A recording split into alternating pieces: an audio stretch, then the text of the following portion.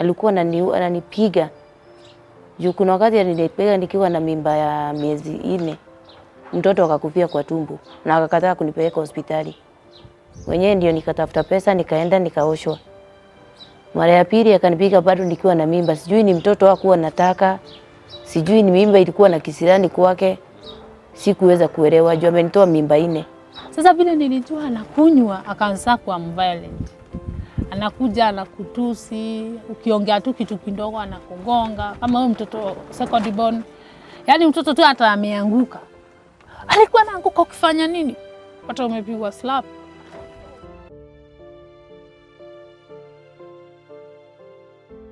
One of the things that I've noticed with the ladies that we get, you can find that they are timid, they are quiet, they look anxious, and they feel like they don't want to overstep or ask for too much. And another thing, you can find they are very emotional.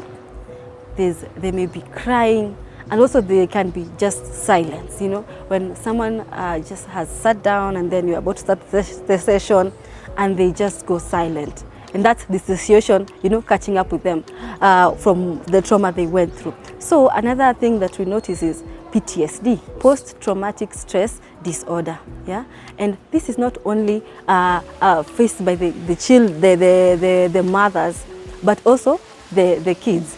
Another thing we see is sleeping disorders, especially where the abuser uses the element of surprise. So you find that the victim happens to not have to have this pattern of not sleeping well because he might strike at any time. The research shows that in Africa, that women, like all women, are most likely to go through gender-based violence at all stages of life. That is from childhood to adolescent, young adult, and then to the elderly stage. So that means someone can be abused at various stages of life. You don't have to be young or old or, you know, financially empowered or not. Like, it can happen to anyone.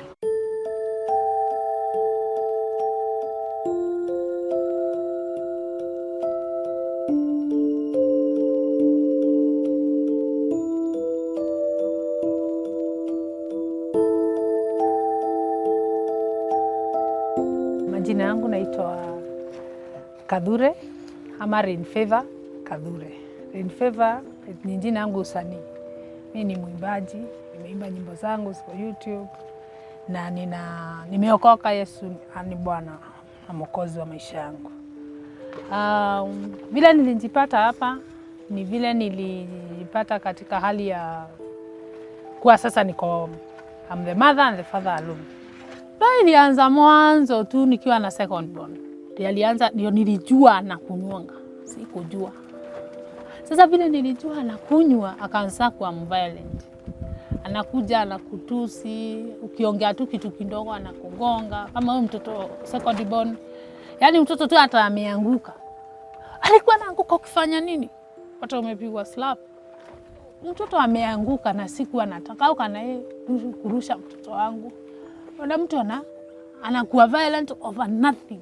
Hata nimesa hii atakuta maybe umekaa hapo na hujapanguza. Anything was bringing violence. Ni kama mtu hakutaki.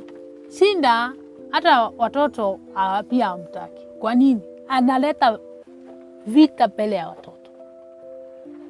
Eti huyo mama alikuwa hapo, nini mlikuwa mnaongea naye? Alikuwa ananisalimia. Usiniliona kama mnaniangalia. Sasa mtu kama ako na shida za self esteem. Kwani unaona kama mimi ni mjinga? Chai, watoto wanaona. So wakati nilipata mimba ya 3, ndio mbaya zaidi. So even the time tulikuwa tunatoka kwake, nilizaa mtoto alikuwa 3 weeks. Huyu mdogo sasa alikuwa 3 weeks nikitoka kwa nyumba yake. Kwa sababu this man alikuja akiwa very drunk. Hiyo siku nimetoka maternity like 3 days. Ametoka hajakuja, nikauliza, "Ai jamani, hata huwezi kuja kuona mtoto hospitali?" alikasirika.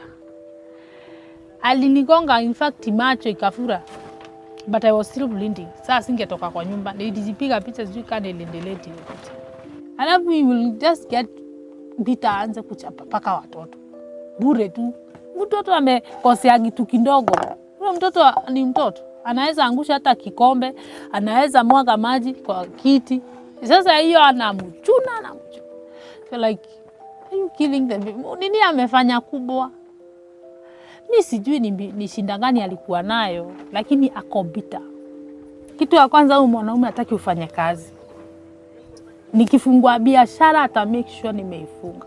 Nimefungua biashara ya nguo, nitafungua biashara ya soko, ana make sure umeifunga. Kitu ya kwanza atafukuza msichana wa kazi, aje amtusi. Kwanza kuna msichana alitusi, huyo msichana karibu ajigongeshe gari kwa sababu alikuwa so bitter. How can I be so good to these people wananitusi? Alafu akatae kulipa bills kama za maji, stima. Wewe ndio utalipa bills za stima. Unakuta sasa ile pesa kidogo unapata, unaona ni kama unachoka bure. Ubebe mtoto ende Gikomba, ukununue nguo, ukuje uuze, ununulie stima ya hiyo nyumba. Kitu ikiisha kidogo maziwa wewe. Sasa unaona ni kama anakufinyilia urundi pale kwa nyumba. Towards the end of the day una give up. Unasema wacha nikae tu kwa nyumba basi. One day mtoto wangu ametoka shule. Alikuwa anasoma shule mzuri KMBA maziwa. Mtoto anakuja ananiambia, "Mom, nako pipi tu." "Mom, sasa tuenda school. Tutaenda lini nyumba yenye dadi atakuja kugonga?" Juu sasa umekuja usiku, unagonga mpaka mtoto anastuka. Sasa mom, siku gani tutakuwa nyumba yenye dadi atakuja kugonga? I'm like, okay. So, hiyo kitu, yani that day was really, I felt like, yani mimi navumilia, yes, me I can handle, but the babies are not handling it. Nikauliza, mtaweza kaa mahali hamna TV? Juu sikujua atatuachilia hata TV tuende nayo. Nikamwambia, unaweza kaa mahali hakuna TV? Mimi hata ninaweza mama. So ikafika mahali nikamwambia, sasa vile utafanya, juu mimi sitaweza, mtu ananipiga na estate niko at the moment. Mimi nimekupea ruhusa, umenichapa miaka yote yenye unataka. But now I'm tired. I'm really tired. I can't take it. Nikaongea na sonja wa hiyo nyumba na wale watu walikuwa hapa, nikamwambia atupatie viti tu za kukalia, atupatie vitu juu siwezi enda na watoto. Nikawakalisha chini na tumeizi kutafuta hivi vitu na wewe sikuipata hapa. So akanipatia vitu zingine, akasema chukua kenye unataka utoke na uende. That child ako 3 weeks. Nikatoka na Mungu alinisaidia, niliweza kutoka na nikakuwa peke yangu for the last 1 year. He wants us to go back to him, but I can't. He has not changed. You can hear him insulting you over the phone. Wacha tu njaribu kusema no kitu anasema. Everything he says, say yes. If you want peace. So, mimi siwezi rudi kwake juu ni kama trap. In fact, a few days ago somebody told me, akanipigia simu. Neighbor yake akaniambia, na unajua Jeremia anasunguka huko akisema, hawe mwanamke naweza kumuua, nikimpata hivi naweza kumuua. So she told me, usijaribu kumumiti. Hata akikupembeleza aje tumkutane, jaribu kumumiti. Juu kama mtu anashinda akisema I can kill you, you have to be careful with the person. Hayuko shule, amekuwa na school balance kubwa ambayo mwalimu alisema hawezi mu-accommodate at the moment. Alafu nikaenda in the public school nearest, mwalimu akaniambia you have to give 9,800 ndio mtoto aweze kuingia. So I'm in the process of looking for 9,200. The other teacher hataki ku release bando assessment number. Kuna number inaitwa assessment number. So the head teacher wa public anasema you must produce the assessment number. But the private school anasema uwezi chukua nini hiyo assessment number bila kumaliza fee balance, and we have a fee balance of like 20,000 and something. Yeah. Sasa sijui nitatoa wapi. Sasa ninangangana najipata tumefika mwisho wa wiki imeisha. You have like now tuseme nyumba inataka kulipwa. Watoto wanakula na si wa mmoja. There are 3 of them. One is breastfeeding. Ako kwa nyumba na brother yake. So unakuta the end of the week unajipata uko na dhao. Idhao kuna mahitaji hapo katikati. Kuna vitu zingine bado, chakula za kuuza next day. Biashara ikiwa mgeni bado iwezi kuleta pesa pamoja. Juu lazima ununue food. Mtoto amekuwa hapa, saa zingine njoo inampiga ana nosebleed. In fact, she has been nosebleeding until nafaa nimpeleke hospitali nione shida ni nini. Ana nosebleed continually. Kwanza hii njoo hata sijui kwa wapi. So sijui nitatoa wapi, lakini Mungu atasaidia. I believe God will. There is a public hospital inaitwa Lang'ata. Nilifunga hiyo siku, singeweza kulipa mtu wa kuniangalilia hapa. So I went to go, nikafunga kazi tukaenda. Kwenda daktari akasema amenosebleed how many days. Okay, ile nini alitupea, nilikuwa natarajia atampeleka lab, lakini hawakumpeleka laboratory because alifafa. Nilikuwa nimeambiwa na mtu wa chemist afanyiwe test, lakini sasa hawakumfanyia test. Daktari aliniambia mpake Vaseline kwa mapua na mpatie cetirizine na some painkillers kwa sababu ya headache. So kukuja bando after 1 week ikaendelea kwanza kunosebleed. Nikaambiwa na maniba, mtoto unafaa umpeleke aende afanyiwe lab test because it might grow to be something bad. Sasa sijapata pesa bando juu bando. Sasa ukiona huko Lang'ata hawafanyi test, unahitaji sasa uende in a better hospital. At the moment ni kama sina msaidizi. Watu waliposikia ndoa yangu iko na shida, ni kama watu wanajidistance. I have a step brother who is working. Anafanya kazi na National Bank. Unasikia niko na step brother ambaye amefanya kazi na accounting government ya Meru. Lakini mtu hata hana shughuli, unamwambia shinda zako na ananyamaza. Nimwambia Mato, nitumie tu 100 hata kama ni 4K niongezee mahali nifanye biashara. Ananyamaza tu. Watu wanakutoroka kwanza, wanafikiria wewe ndio mbaya. Wewe ni mbaya sana. Step brother akasema, alafu the step mom na yeye alisema peleka watoto kwa baba yao ukuje peke yako. Sasa nitapeleka hao wapi? Baba yao sasa yako nyumbani Mukurini, nyumbani kwao kwa mamake. Akiwa mlevi yani ajiwezi, he has been drinking continuously. So hawezi kaa na watoto.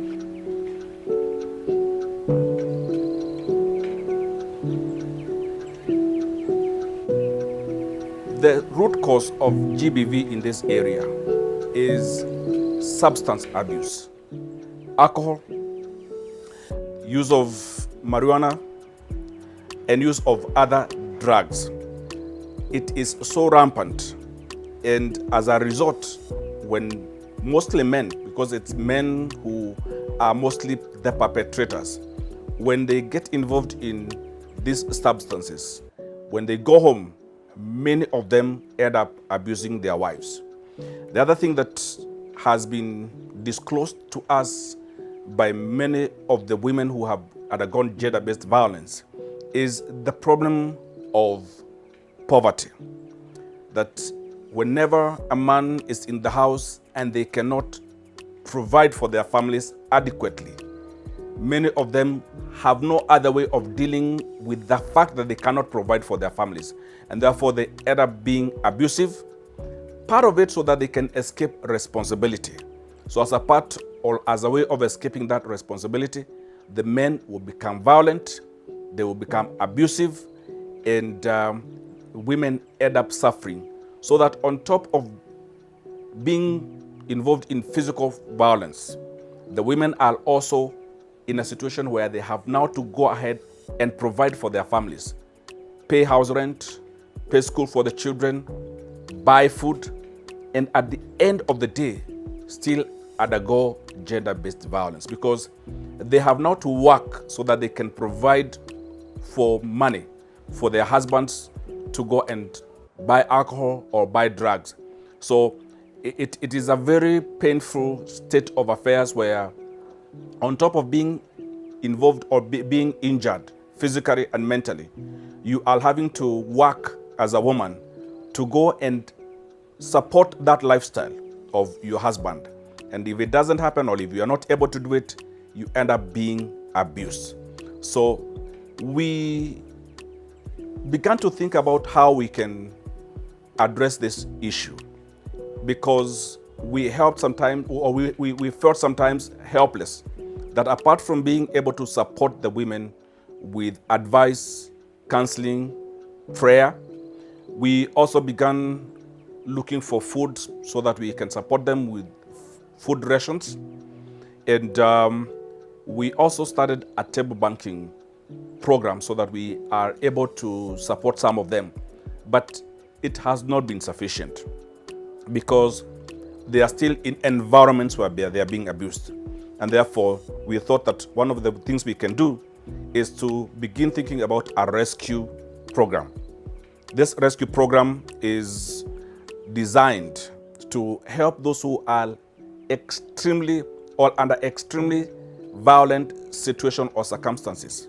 Working with the police, when we discussed with the police, they said one of the things that happen is that the women who report to the police station sometimes have nowhere to go, and they have to sleep on benches at the police station. Sometimes when they left without even clothes, and therefore they have to be provided clothes by the police. The police have to look for money somehow to try and get these women to a safer place. And we thought that we can come in and begin to work with the police so that we can help. Number one, take care of that emergency through partnership with organizations and people of goodwill, so that we can help in that emergency. Number two, apart from helping in that emergency, we are able to connect these women with services. First and foremost, they need health services. Someone who has been injured needs to go and see a doctor. They need psychological support. They need counseling. They need trauma processing. And for that reason, we are able to connect them with psychological or professionals in the area of counseling and psychology. They need legal services. Some of them have no idea what to do next after such a situation has occurred.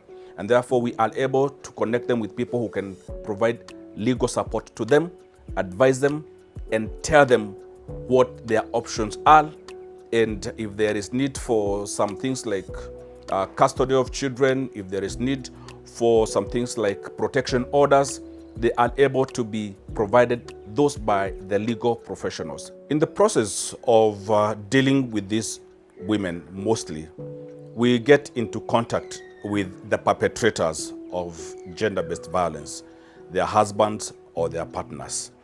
And one of the things we have discovered is that in almost every situation, there is involvement of substance abuse, drugs. When you talk to these men, they will tell you, I don't even know what happened to me. I was drunk, or I was under influence, and on. They will tell you stories. Some of them will talk about their economic situations and what they are going through, and how that is what has driven them to doing that. So they are normal men who have become involved in substance abuse. Some of them because of situations they are going through, issues they are dealing with that are personal in nature. And unfortunately, the way men are is that not many of them will come out. Not many of them will even take responsibility.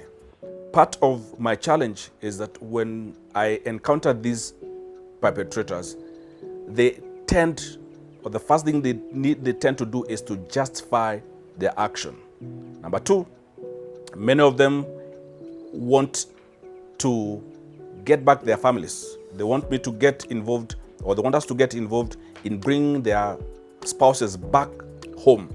But not many instances have I found men who are looking for a solution. Someone who comes and says, I have a problem, I need help.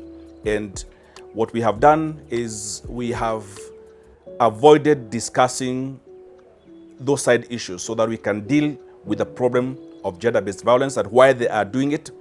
And sometimes when that happens, many of them or some of them will walk away, some of them will try to hide, some of them will disappear in thin air. But some of them are interested in getting help. And once we get someone who is interested in getting help, we work with them.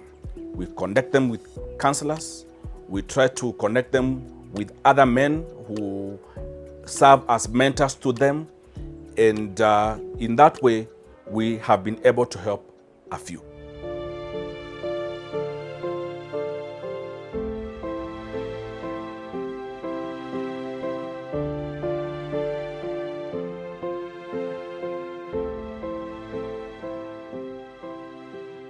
Alikuwa ananipiga juu kuna wakati alinipiga nikiwa na mimba ya miezi 4, mtoto akakufia kwa tumbo na akakataa kunipeleka hospitali. Mwenyewe ndio nikatafuta pesa nikaenda nikaoshwa. Mara ya pili akanipiga bado nikiwa na mimba, sijui ni mtoto hakuwa nataka, sijui ni mimba ilikuwa na kisirani kwake, sikuweza kuelewa juu amenitoa mimba 4. Hivyo tu ikienda kukua ananichapa. Na ananichapa vitabaya juu nikunikanyangia na nikanyangia hapa, ananikanyangia huku chini. Ya 3 alinipiga after kutoka nje, mimi kwenda kwa bafu, yote ikatokea kwa bafu. Sikuenda hospitali. Na ni ile kasoro imenileta mpaka saa hii. Damu yangu ya mwezi ilipotea juu sikuenda kuoshwa, ilipotea na ni hivyo. Na hiyo ni shida. Ananipigisha ukuta. Huku uso ungeniona kila saa nilikuanga tu ni madenti nikuvura kila saa. Ndio alikuwa ananipiga vibaya. Akanifanya kiwete ya miguu juu ya kunikanyanga sana. Mimi saa hii choo ya shimo siwezi inama, siwezi kalia miguu. Kutembea sana siwezi. Kupanda kwa mlima siwezi. Alinifanya kiwete kabisa. Kazi ngumu siwezani nayo juu ya mgongo. Mgongo wangu inaniumia hapa hivi. Siwezani na kazi ngumu. Na mimi nilikuwa nafanya kazi ya mjengo, so nilikuwa na nguvu zangu. But juu tungepigana, sasa hiyo kunifanya hivyo alinikosea. Amefanya nifutwe kazi. Amekula pesa yangu. Ameniwezi kukaa na mimi kwa nyumba. Amenifanya kiwete, hakuna kitu naweza fanya. Mtungi kama hii huwezi niambia mimi niekelee kwa mgongo nibebe, hata maji ikapotea huku betanika hivyo.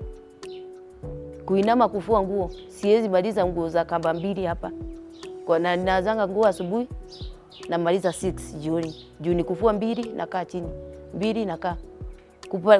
Choo ya shimo yenyewe ni kuenda kwangu inakuanga shida. Siwezi chuchuma. Sasa mimi nikaona sitawezana. Nikakuja akakula pesa ya tenant. Sasa hapo ndiye alinitesa ile yangu yote. Hiyo alinimaliza. Sikukuja huku juu ya kutaka mimi ama juu ya kupenda Githurai. Alinimaliza. Tenant alikuja akapeana 16,000. Akachukua na hatufai kuchukua pesa cash. Hiyo pesa hakuniambia, nilikuja kujua after 1 week. Akaenda akakula hizo do na hakuniambia. Na saa hiyo amekula 16,000, mtoi amefukuzwa shule, ako kwa nyumba wiki 2. Hawezi lipa shule. But anatumia 16,000. Sasa kwa kukula pesa mimi nikafutwa. Na nikalipwa, sasa nikakatwa hiyo yote nikapatiwa 15,000 badala ya 35 nikapewa 15,000 na 500. Akaniambia wewe enda ukomboe nyumba na hiyo pesa, juu sasa sina do. But mwisho wa mwezi kifika nitakuwa najua penye nyumba itakuwa inalipwa. Mimi nikamwambia ni sawa, juu siwezi kaa nje. Nikaenda nikakomboa nyumba. Kukomboa nyumba tukakaa mwezi wa kwanza. Sasa si ni rent na deposit. Pesa yote ikaisha tena. Nikabaki hivyo. Tukio tumekaa, mimi nikadhani mwisho wa mwezi imefika, ni pesa amekosa ndio alipi nyumba ya mwenyewe. Na saa hiyo sina kazi. Aliingia kwa nyumba kama tumekalia deposit imebakia siku 3 deposit ishi. Akaingia kwa nyumba akabeba TV. Akanibeba vitu mingi sana zangu. Mingi. Juu nyumba ilikuwa yangu. Juu zake nilimwambia ziweze toshea kwangu, so asilete vitu kwangu. Akabeba vitu zangu na akaenda nazo. Sasa ameniacha sina kazi. Tumekalia nyumba mpaka deposit, sina pesa ya kulipa nyumba. Nikafika mahali nikaanza kufungua nyumba. Nikafungua nyumba miezi 3. Nikajitetea nikafunguliwa. Nikakaa tena ikafungwa tena. Sasa ikakuja ikafungwa kabisa, nikaekewa vitu zangu kwa store. Ndio mamangu akaona hapana, tukaona vile tutafanya nipate do, nikahamia na huku. nilikuwa nampenda. Sasa ni ile nimesema sikujua kama ni mapenzi ama ni ujinga, sijui. Juu kwa roho yangu nilikuwa nampenda, juu hata kama nimefutwa kazi, si nilienda tena nikakomboa pesa nyumba na pesa yangu. Na tukakaa tu na yeye. But ya mwisho akaona anibebe vitu. But kitu ya kwanza nilichukia watu, wanaume niliwachukia sana. Juu nilitesa mpaka watoto wangu. Watoto wangu niliwaharibu akili, psychological yao ilikuja ikaribika. Juu nilikuja nikakaa mtu mwingine useless. Juu siwezi nunua chakula wakule washibe. Hawezi niambia mama nataka kitu mzuri nimeona mahali nibaie, sina. Kwa nyumba saa zingine najipata na 100. Hakuna unga, hakuna mboga, hakuna mafuta ya kupika. Inabakia tununue unga dogo, tununue mboga, tuchemshe. Bora tu wakule wasilale njaa. Na watoto walikuwa wamezoea kukula vizuri. Unaona maisha yao kwa akili. Niliwaharibu akili sana. Nimefutwa kazi, sina mahali pa kukaa. Watoto hawaendi shule juu ilifika mahali watoto wangu wanakaa kwa nyumba hata miezi. Sina pesa ya kulipa shule. Ndio ikafika tu niwapeleke nyumbani. Na niyo ni ile kitu saa hii inaniumanga akili juu niko na hamu ya kukaa na watoto wangu but siwezi. Mamangu nyumbani yako peke yangu, nishampelekea watoto. Unaona hata yeye saa zile niko kwa nyumba siwezi kula chakula na amani juu najua namtesa. Juu ni mzee namtesa. Yeye ndiye atafua hizo nguo za watoto, yeye ndiye apike, yeye ndiye watafutie. Juu hata kama saa hii dakika hii sina kazi. Hii nyumba ni ile sijui mwisho wa mwezi inalipa na nini, sijui. Siwezi ambiwa na mamangu nitumie 200 nitume, sina. Akili zangu saa zingine nakaanga kwa nyumba nalia peke yangu, nasikianga zimejaa. Hata hiyo story naiongeanga nasikia kulia. Sitakangi kabisa. Sasa wewe naye nikakisha kunywa na shindanga kunitusi, ananiita malaya, ananiita matusi zingine, maneno mingi mbaya. Hiyo matusi yote napokea. Ndio nipewe na mimi navumilia bado. Si ati lazima nikae naye, bali navumilia matusi, navumilia kuambiwa vibaya. Ndio nikisema sina chakula nipewe hiyo shilingi 100, nipate chakula nikule. Sasa anasema anashindaka kusema sasa kama siwezi fanya kazi, sijui nifanye nini. Unapofikiria nitabakia kukupea wakati wote. Mimi hata nilikuwa nafikiria niende nyumbani tu. Na naona nikienda nyumbani nitakuwa mzigo kwa mama. Juu si kulima nitalima. Si kazi yoyote nitaenda kumfanyia. Hakuna kitu natamaningi, inabidingi nikiingia kwa hiyo nyumba nalia. Nikiimagine mtoto wangu venye nilikuwa nakaa naye vizuri. Sasa hii anasumbukana na madhi nyumbani. Hiyo kitu wangu inanikula kichwa sana.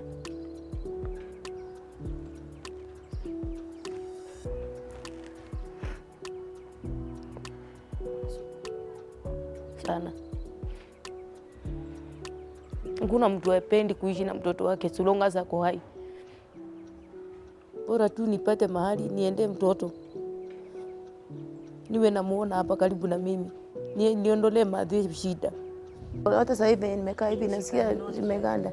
Ile obvious ile hospitali nitaenda. Hata niende kwa kanjo. Kama siku hizi wanasema hakuna dawa. Unaenda kuandikiwa dawa. Uliona dawa zimejaa huko. Dawa nimekunywa mpaka nimechoka. Mimi hata asubuhi nikiamka kufika pale kwa choo naendanga kama nachechemea. Hivyo nimelala. So hata nikienda kwa kanjo wataniandikia rivaro. Nienda nikapigwa picha miguu. Sina hiyo pesa. So hata nafurahi saa zile mtoto wangu wako huku. Aniambianga mama kaa chini nenda kufanyia kazi. Wewe pika tu. Ananifanyia hiyo kazi. Ananihurumianga. Kama sasa utaona nikitiveje nimekalia miguu hivi. Unaona nimeikalia hapa hivi. Utaona sasa nikienda hivi. Siwezi tembea venye nilikuwa natembea. Lazima kwanza nitachechemea mpaka ikubali.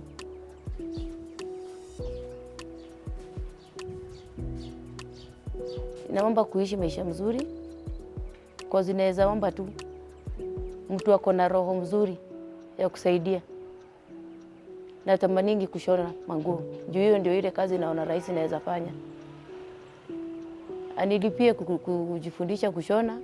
Hata nikipata kama shilingi moja, hapo nitakuwa napata unga yangu ya daily. At least nirudishe maisha yenye nilikuwa nalea watoto wangu nayo. Hata wananiambianga tu nitafute course. Mama, si utafute course ya kufanya. Sasa nawaambia, nauliza course ndio nitatafuta, nalipa na nini? Gender-based violence is an issue that has been in our country for long, and statistics are showing that post-COVID-19 there has been increase in the cases and in the various forms of GBV.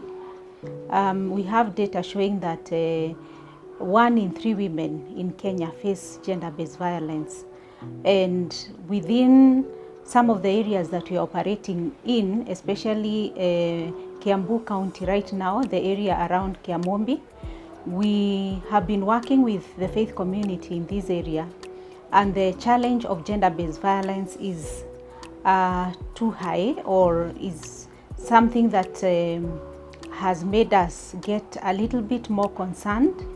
And the data we are receiving from the police station that is near one of the congregations is that they are receiving between 15 to 20 very severe cases of gender-based violence.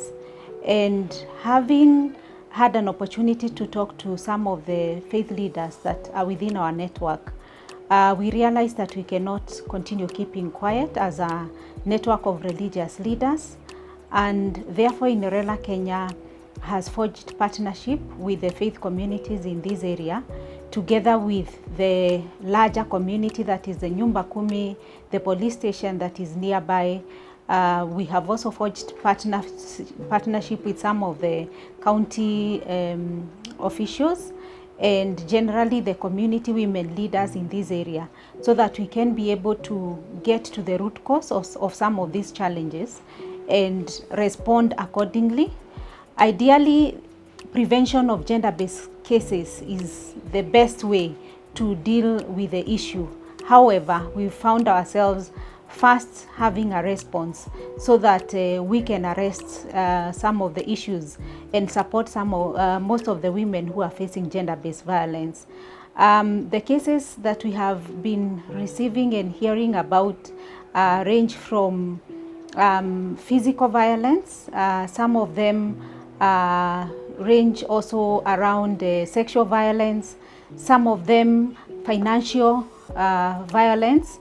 And as a result, we have been able to come up with a program that we are calling GBV Transitional Program, that is focusing on supporting women who are survivors, and some are still, we can call them victims because they are still in very abusive environments. The initial way of support is that we are working with the police station to be able to identify the real cases and also the cases that need initial support. And these are women who, after they face gender-based violence, they don't have anywhere else they can run to. They don't have relatives, they don't have friends they can go to. And a lot of times these cases, happen at night. Someone is beaten at night and they have to take off. So the police station becomes the safe haven for them. So when they go to the police station, they do not have safe houses, and therefore they are left stranded on how to support them. So the only thing they can do is to provide them with a bench where they can sit or sleep on until morning, and that brings down the dignity of this woman.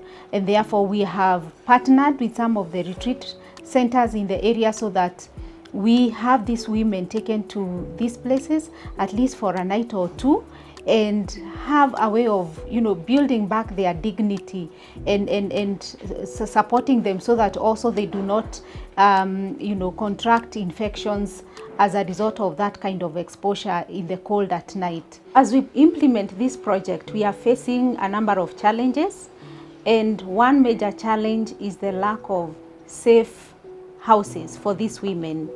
And as I said earlier, we are forced to have partnerships with retreat centers and hotels and all that, but this is not sustainable, and therefore we are calling upon the county government of Kiambu to journey with us in this process in order for us to acquire a piece of land where we are able to partner together and put up a safe house where these women can be able to get the support they need in terms of housing for a short period of time before they figure out the next step.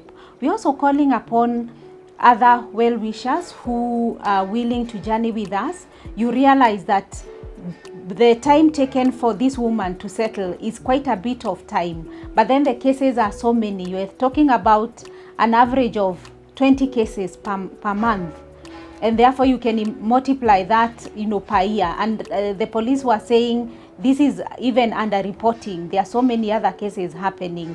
We are calling upon the private sector, the well-wishers, to partner with us so that we can provide comprehensive support for these women, from foodstuffs to clothing to support for these children, and even for psychosocial support. And we are thinking that even as the project kicks off, because we are now 2 months into the project, as we continue rolling out, many other cases will be evolving, and therefore the demand for services will be higher.